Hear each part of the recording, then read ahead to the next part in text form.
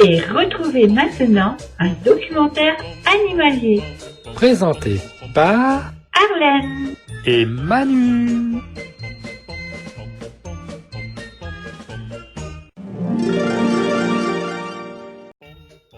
Quand une abeille change de rôle dans la ruche, son ADN s'adapte.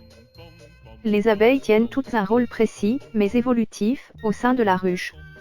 Certains individus âgés pourraient au besoin reprendre des fonctions normalement exercées par des jeunes. Chose inconnue jusqu'alors, ce changement de comportement s'accompagnerait d'adaptation au niveau de l'ADN. Chaque rôle possède en effet son propre motif de méthylation. Le destin des abeilles au sein de leur colonie est fixé dès leur plus jeune âge.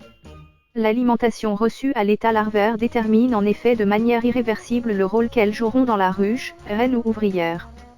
Chaque individu va alors acquérir des caractères physiques et comportementaux propres à son rang. Leurs génomes sont pourtant rigoureusement identiques.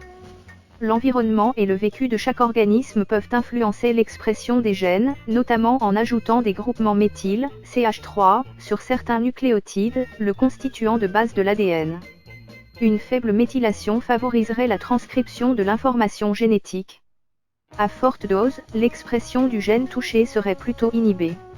L'épigénome caractérise ainsi le génome modifié par les méthylations dans chaque cellule.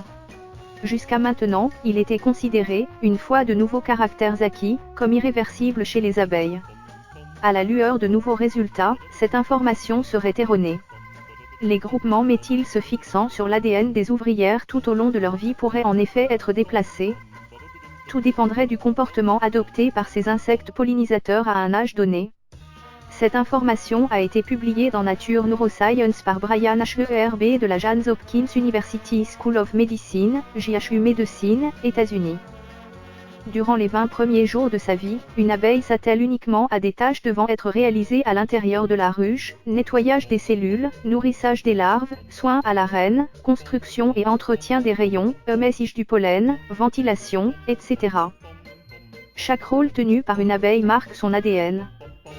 Les apis mellifera ouvrières tiennent différentes fonctions au cours de leur vie. Dès le 6e jour suivant leur naissance, ces abeilles endossent un rôle de nourrice. Elles se chargent d'alimenter les larves grâce à des sécrétions produites par leurs glandes hypopharyngiennes et mandibulaires. À l'âge de 21 jours, et après avoir rempli d'autres tâches, elles deviennent des butineuses.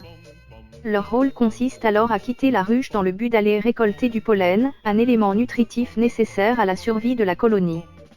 Tous ces changements laissent des traces repérables sur leur ADN. Ces deux types d'ouvrières présentent ainsi des patrons de méthylation différents. Pour tester la réversibilité des adaptations génétiques, toutes les nourrices de 2 ruches, 6000 à 7000 abeilles par unité, ont été prélevées durant une absence des butineuses. Dès leur retour, la moitié d'entre elles se sont transformées en nourrices afin de remplacer les absentes. Elles ont à leur tour fait l'objet d'un échantillonnage. Leur épigénome a été analysé grâce à un séquençage au bisulfite, WGBS, les méthylations étant recherchées selon une technique nommée Campriren-Civaitruc-Put-Areb-AZ relative méthylation, CHARM.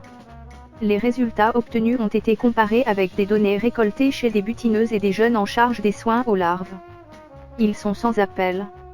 Les nourrices reconverties ont présenté les mêmes motifs de méthylation que les jeunes ouvrières. De plus, les gènes ayant perdu des groupements méthyle correspondent bien à ceux qui ont été adaptés durant la vie de l'abeille.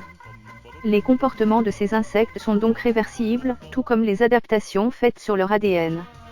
Selon l'un des co-auteurs de l'étude, Groandam de l'Arizona State University, le cerveau des abeilles pourrait posséder des feuilles de routes épigénétiques, propres à chaque rôle tenu par les ouvrières. Un changement de comportement provoquerait alors un transfert de fiches puis une réadaptation de l'organisme au rôle qu'il doit tenir.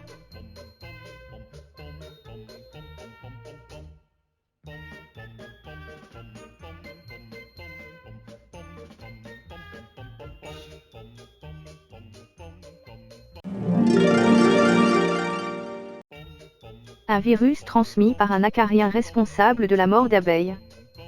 Le colony collapse disorder et les pertes excessives d'abeilles durant l'hiver pourraient ainsi s'expliquer par cette nouvelle souche de ce virus qui subsiste dans le corps des abeilles même après avoir retiré les mites. Un virus très contagieux transmis par l'acarien parasite Varroa contribuerait à la propagation et probablement à la mort de millions d'abeilles dans le monde, selon des chercheurs américains et britanniques dont les travaux ont été publiés jeudi aux États-Unis.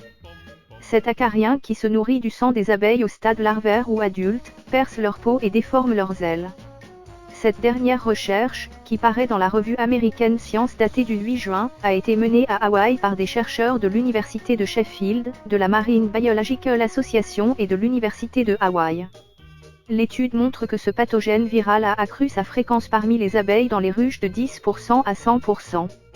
Les abeilles jouent un rôle essentiel pour la pollinisation de plusieurs récoltes de fruits et légumes aux États-Unis estimées de 15 à 20 milliards de dollars annuellement. Ce changement s'est accompagné par une augmentation d'1 million de fois du nombre de particules du virus infectant les abeilles entre elles, accompagnée d'une énorme diminution de la diversité virale qui a conduit à l'émergence d'une seule souche très virulente de ce pathogène. Une fois que cette nouvelle souche virale s'établira à Hawaï, longtemps épargnée, une nouvelle situation virale émergera qui reflètera ce qui se passe dans le reste du monde où la mythe Varroa est déjà établie. Et la capacité de cet acarien à bouleverser de façon permanente l'environnement viral des abeilles domestiques pourrait être un facteur dans le phénomène, aux origines toujours mystérieuses, dit de Colony Collapse Disorder ou CCD observé depuis 2005, marqué par la disparition soudaine dans les ruches de millions d'abeilles adultes. Ce phénomène s'est produit aux États-Unis et en Europe.